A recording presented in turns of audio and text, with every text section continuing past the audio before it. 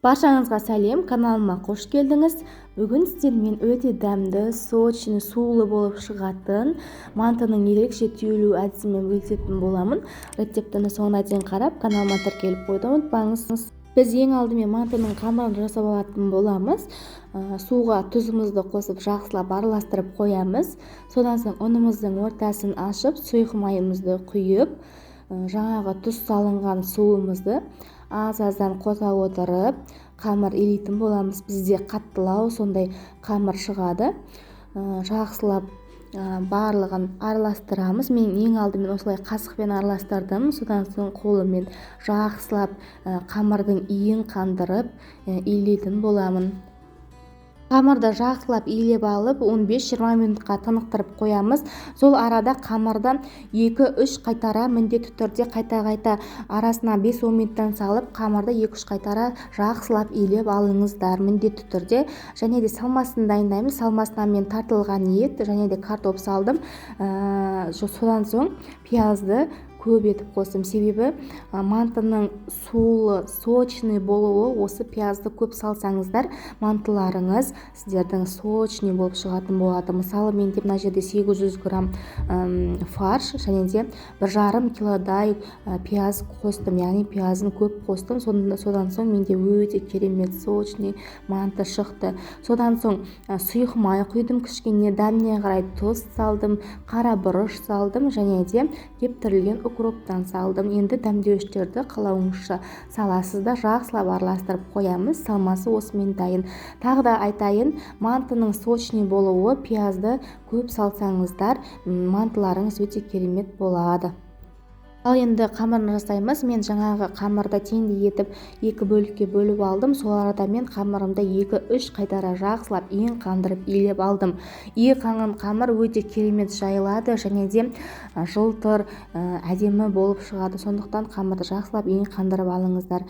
Бір қамырымызды осылай ұзынша етіп созамыз да майда домалақтарға бөліп, әрқайсысын домалақ формаға келтіріп, қамырымызды жайып бастаймыз. Бізде бұл манты кішкене қалыңдау болады. Өзі ұйғырский манты болғандықтан кішкене қалыңдау болып жаямыз.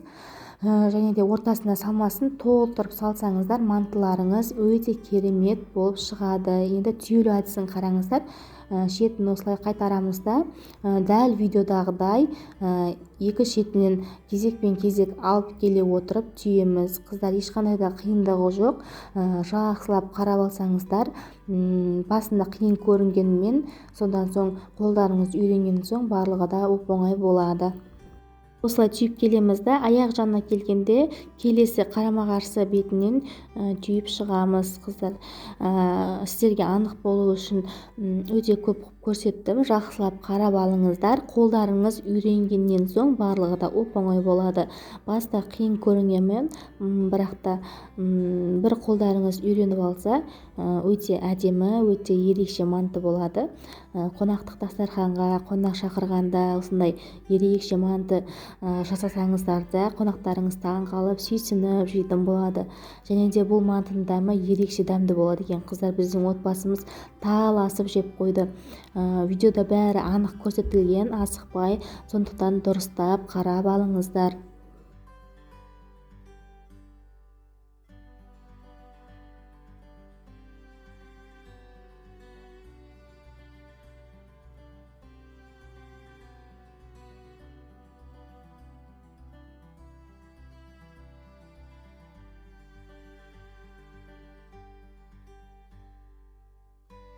Мінекей қараңыздар қыздар, осы шетін кішкене ішке қарай қайырамыз да, бір шетін кішкене қысыңқырап, екінші шетін алып келіп, кезекпен кезек екі жағын қыса отырып, жақсылап түйіп шығамыз. Ең бастысы қыздар, асықпаймыз. Баста қолдарыңыз үйренбеуі мүмкін, содан соң оп-оңай түйетін боласыздар. Содан соң келесі жағынан түйіп, екі шетін біріктіріп жібереміз.